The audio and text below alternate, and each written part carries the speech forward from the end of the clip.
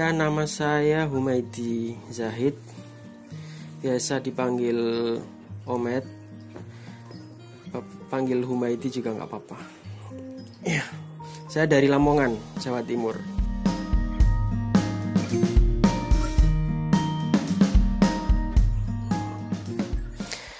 Saya kalau keseluruhan mungkin berapa ya, dari 2018 pertengahan sampai sekarang berapa Mbak? Mungkin hampir 2 tahun. Hampir 2 tahun.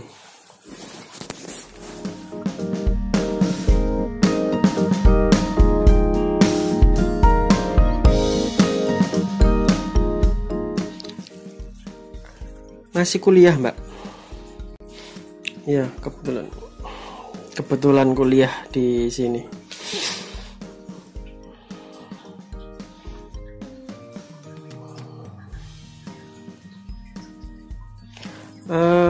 Di mana ini ya? CCNU, kepanjangannya Central China Normal University. Nah, kebetulan saya ambil jurusan linguistik pakai Mandarin.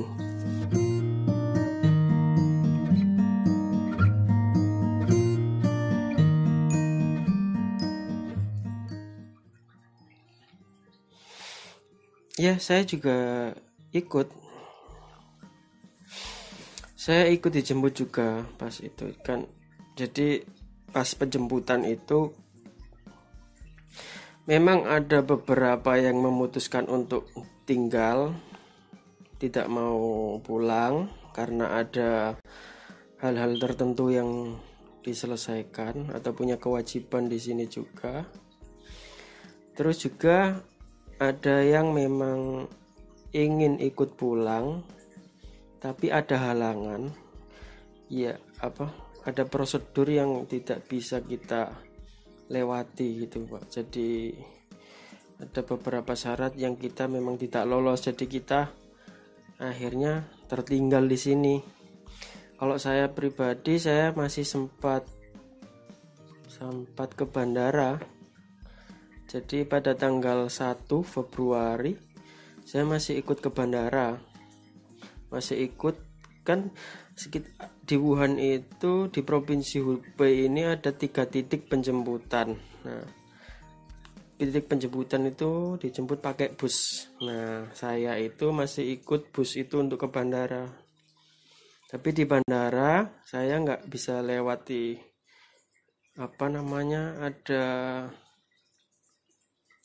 ada prosedur yang tidak bisa saya lewati, kayak ada gejala.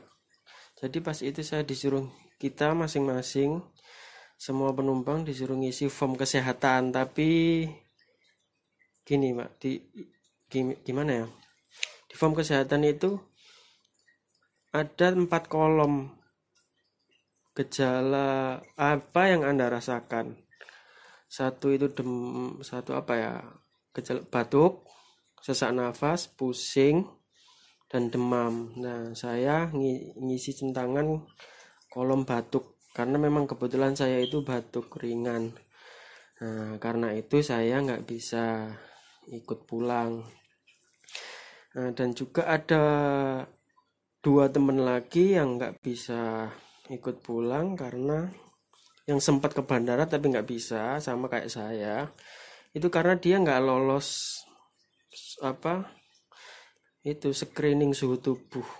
Jadi kalau saya itu karena batuk, kalau mereka ada 2 orang lagi itu karena suhu tubuh mereka ketika di scan, ada mesin scanner gitu, itu agak tinggi.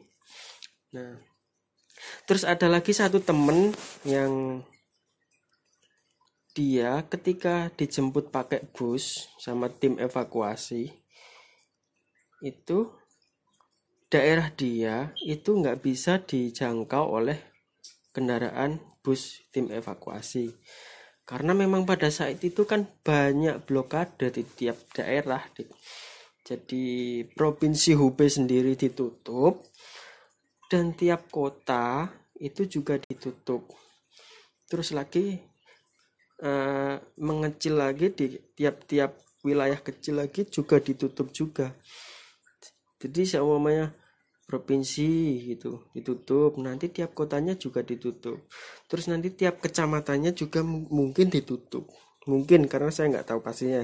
Tapi yang saya dengar dari pengalaman teman saya itu yang tidak bisa menjangkau penjemputan bus tim evakuasi itu menunjukkan bahwa memang tidak bisa menjangkau itu daerah dia, yang memang kebetulan dia itu lagi main ke rumah teman yang ada di wilayahnya itu agak pelosok gitu Mbak. Jadi kurang beruntung dia, kasihan.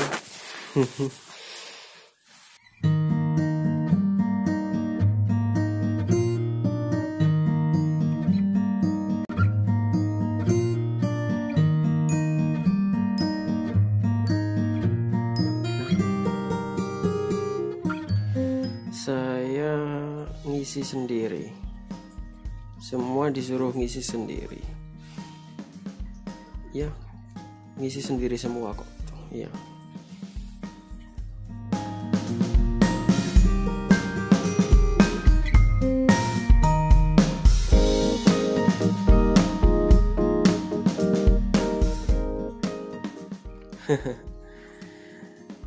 Rasanya ya, kalau dibilang nggak takut itu, kalau saya pribadi ya, kalau nggak takut itu pasti ada rasa takut, tapi mungkin kita harus bisa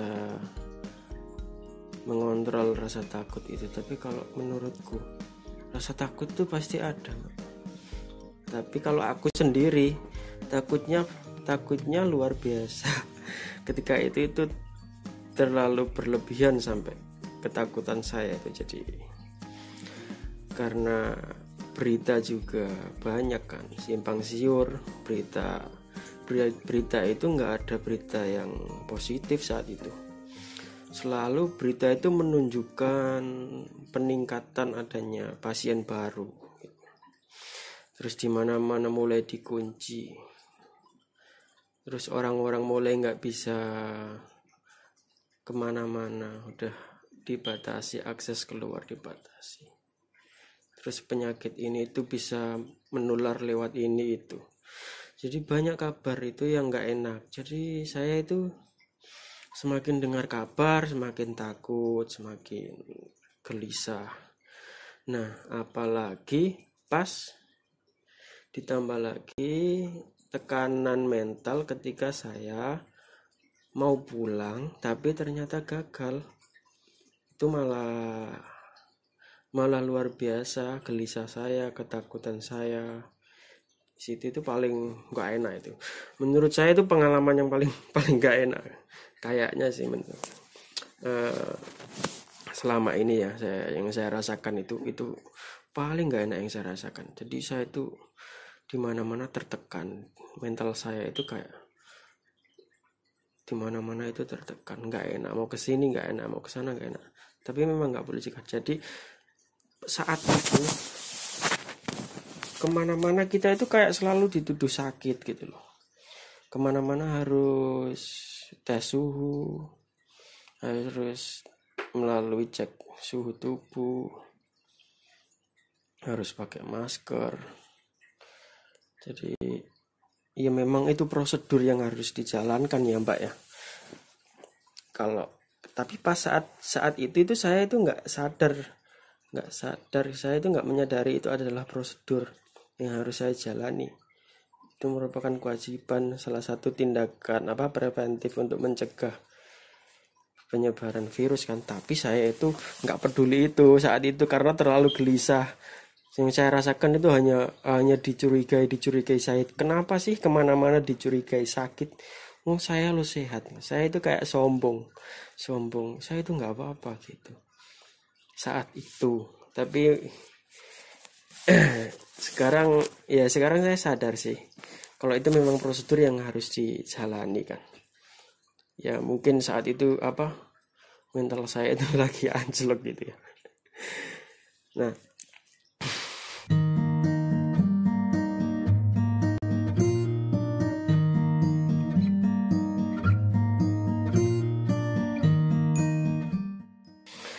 Dari KBRI dapat dalam bentuk uang, bentuk masker, ada logistik kayak masker dan obat-obatan, tapi saya nggak bisa ambil paket itu karena saya nggak bisa keluar untuk mengambilnya.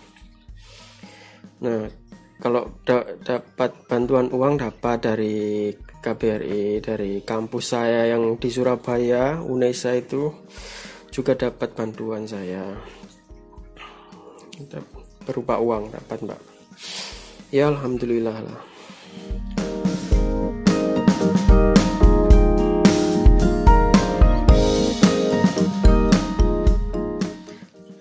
Lah itu makanya kita itu selalu pasti kalau kabar-kabar sama teman-teman Indonesia yang masih tertinggal di Wuhan dan sekitarnya, Provinsi Hubei itu pasti yang kita tanyakan itu makannya bagaimana. Kalau mau belanja bagaimana, seperti itu.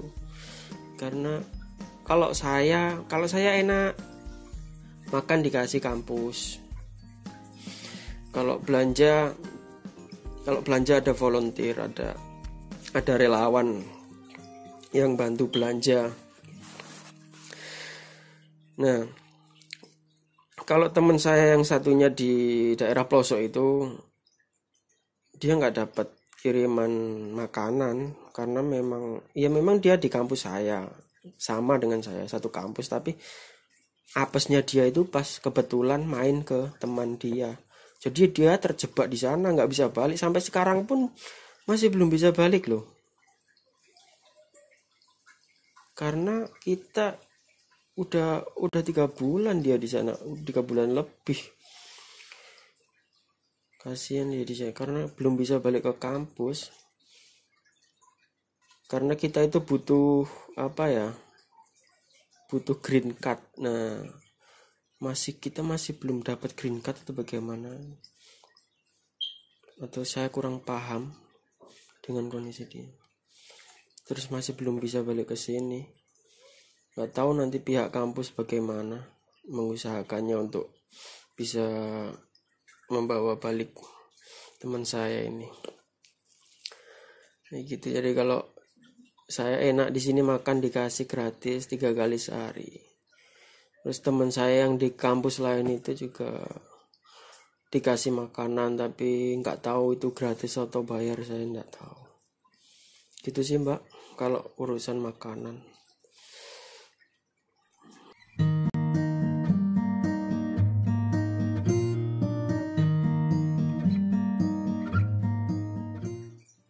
Oh enggak, kalau kesehatan memang. Nah, jadi kan masa inkubasi corona ini kan 14 hari ya. Umumnya kan begitu ya. Ya, jadi teman-teman kenapa? Mungkin orang Wuhan ini di lockdown itu kenapa nggak boleh keluar itu? Karena juga dilihat kondisinya semua.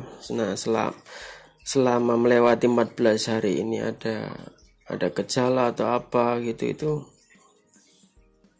atau enggak ada gejala, salah satu gejalanya antara batuk, pilek dan panas atau enggak, itu kan kelihatan. Nah, kita kan sudah melewati dari 14 hari itu, jadi kalau memang enggak ada apa-apa ya kita enggak usah tes corona gitu. Itu yang saya rasakan sih, Mbak. Nah, cuman takutnya sekarang kan ada kasus baru yang tanpa gejala gitu, dan itu kebanyakan anak muda malah, karena anak muda kan kekebalan tubuhnya itu kan masih tinggi ya, jadi terus kesadaran kesehatan mereka juga masih tinggi, jadi kita itu merasa sehat terus gitu kan ya, nggak tahu ini ada penyakit. Nah, di situ itu justru ada banyak kasus seperti itu tanpa gejala, nggak ada gejala apapun tapi positif. Nah, di sini mungkin kemarin sempat ada kabar corona gelombang kedua itu, mungkin ini ada ketakutan gelombang kedua, ketakutan karena adanya banyak kasus tanpa gejala. Nah, Bagaimana coba tanpa gejala, sehat, berkeliaran? Kan bahaya.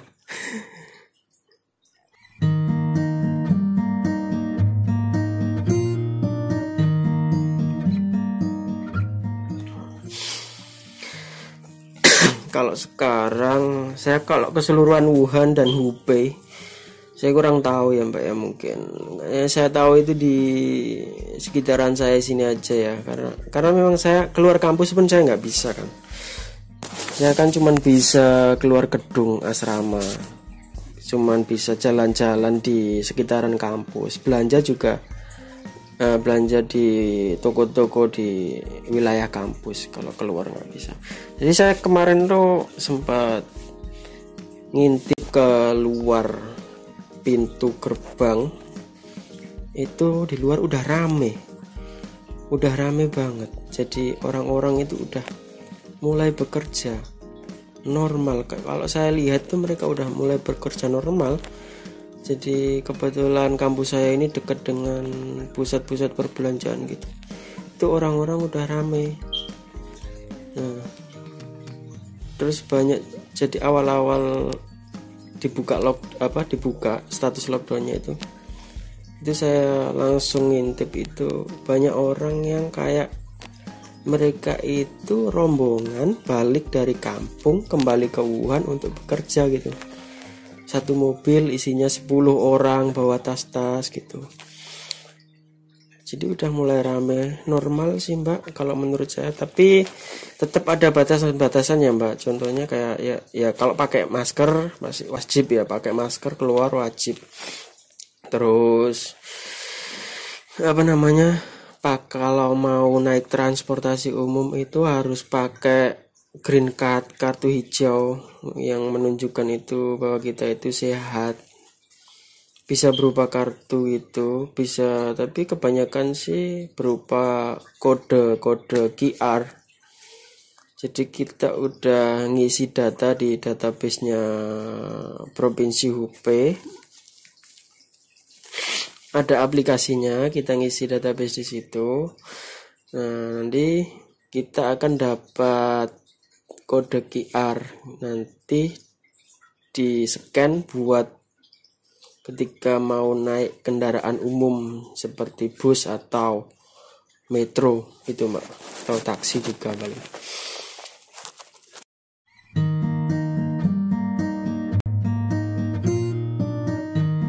Iya, itu kalau yang tadi kalau kita naik transport ini, batasan naik transport itu kayak ada, jadi seumpama gini, dari Jawa Timur mau ke Jakarta gitu.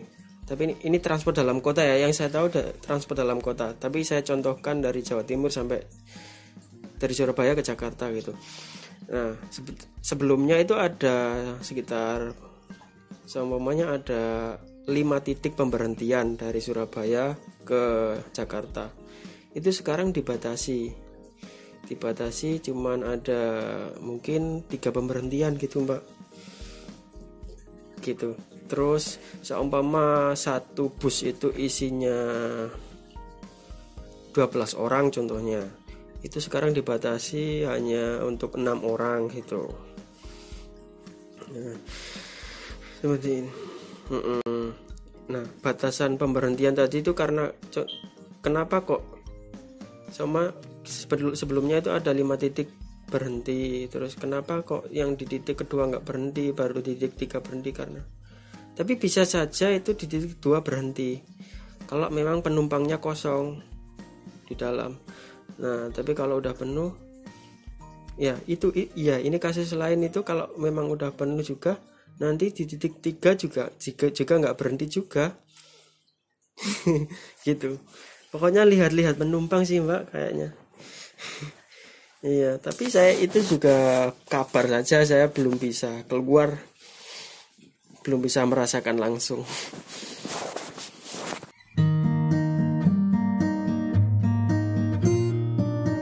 Ya, karena jadi orang Wuhan pun, jadi seumpama ini kasus pengalaman teman saya di Indonesia yang dari Wuhan itu, mereka mendapatkan diskriminasi kayak mereka ini dari Wuhan kota yang membawa virus corona itu, mendapatkan diskriminasi dari teman-teman, dari tetangga, bahkan guru mereka sendiri juga kadang.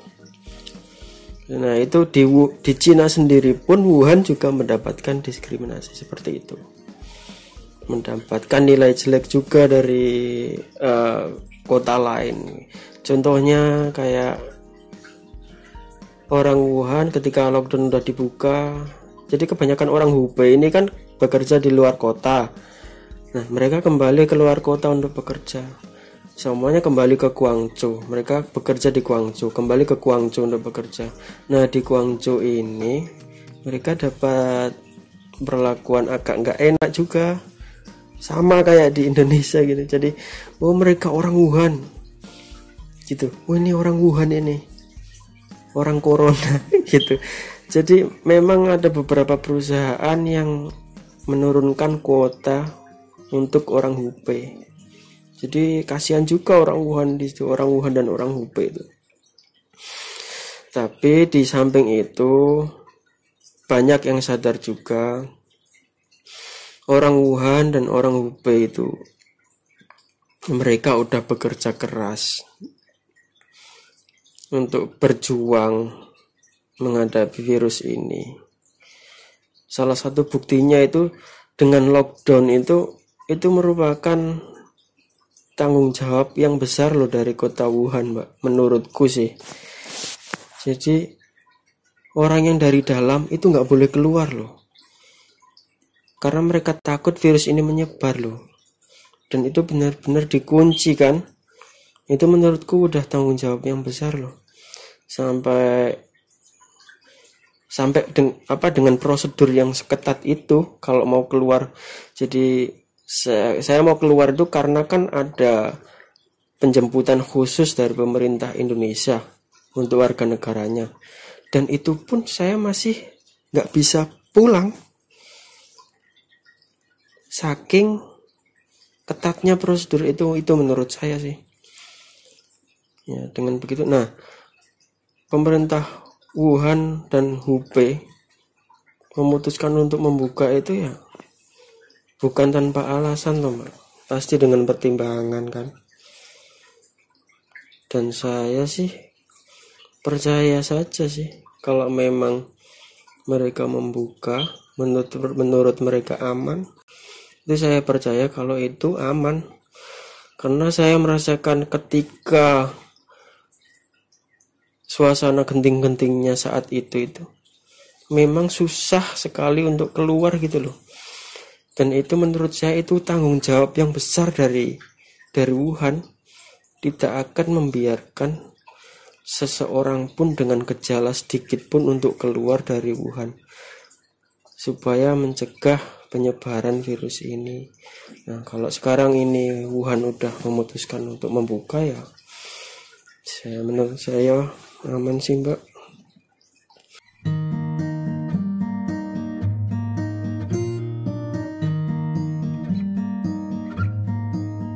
Ya saya akhir-akhir ini saya memang nggak terlalu banyak melihat kasus baru, nggak sesering dulu, karena yang terakhir saya lihat itu kasus di Wuhan itu tinggal 400 kemarin itu terakhir saya lihat. Terus sekarang udah nggak lagi, nggak tahu sekarang berapa. Oh lupa saya, Mbak, udah agak lama itu, udah lama. Mungkin April pertengahan mungkin ya.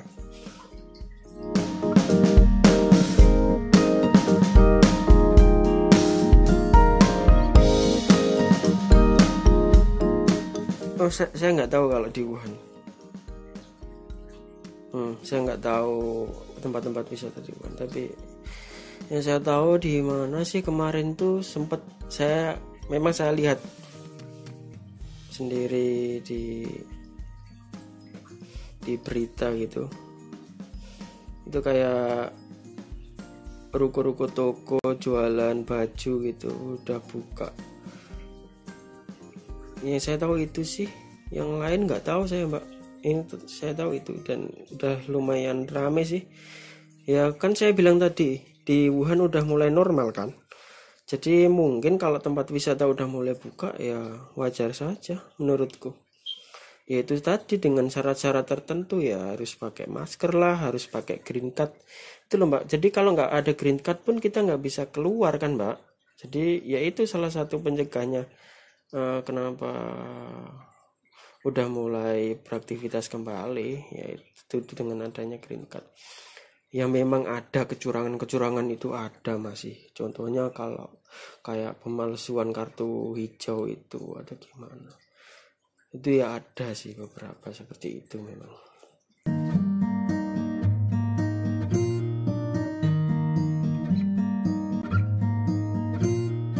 Saya masih belum. Saya masih kebingungan ngisi database-nya itu. Belum ada konfirmasi. Nggak tahu.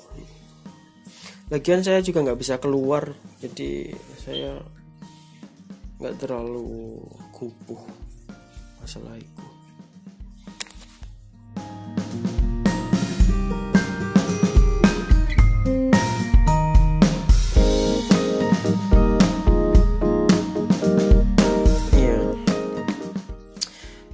Ya Ramadan ya seperti ini Mbak. Ya sendirian ya gimana ya. Ya sepi lah. Gimana lagi. Ya gini-gini aja.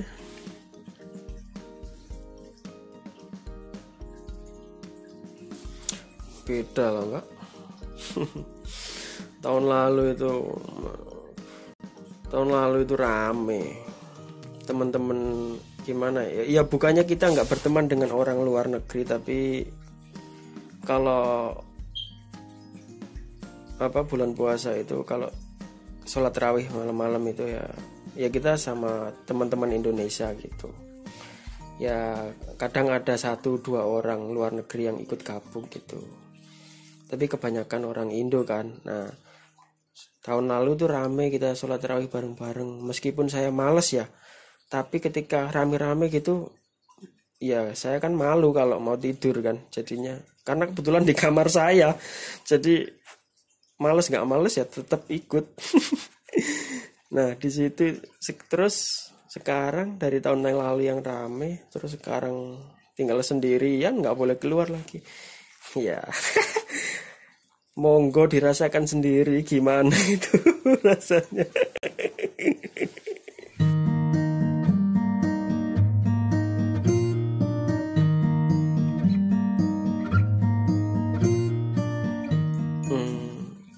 Karena saya nggak pernah keluar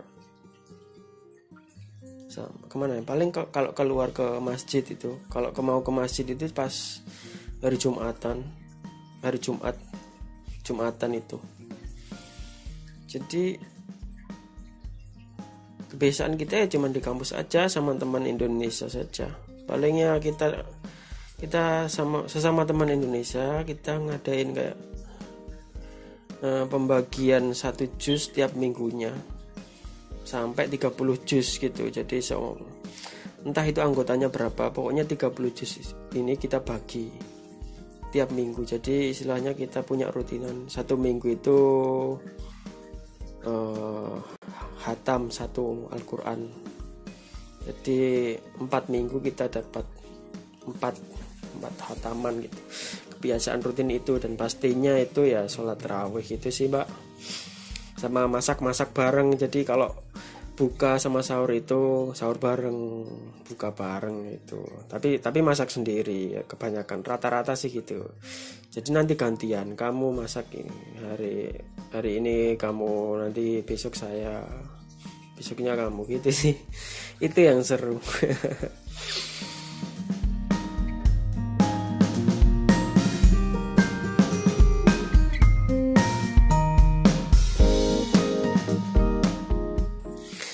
Pastilah, nggak tahu kapan. Kalau diizinkan untuk pulang, saya pasti pulang langsung lah.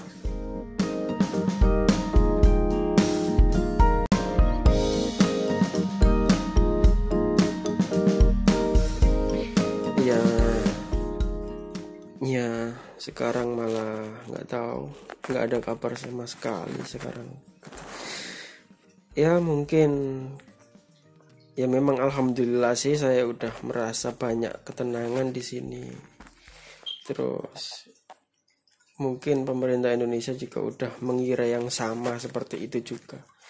Ya sudah, nggak apa-apa, saya juga tidak terlalu berharap banyak.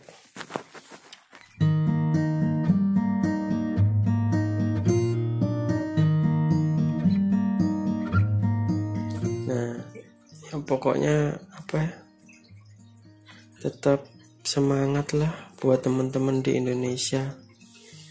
Pikiran juga harus dijaga tetap positif. Meskipun sementara ini kita memang, ya saya bilang kita ini kalah dengan virus ya sekarang ini. Virus ini membuat kita itu terlihat wujud asli kita, wujud siluman kita itu terlihat. Saya bilang gitu. Ya, semoga dengan doa-doa kita yang selalu kita panjatkan itu, nanti banyak keajaiban di Indonesia. Indonesia pasti bisa kok, Mbak. Ya.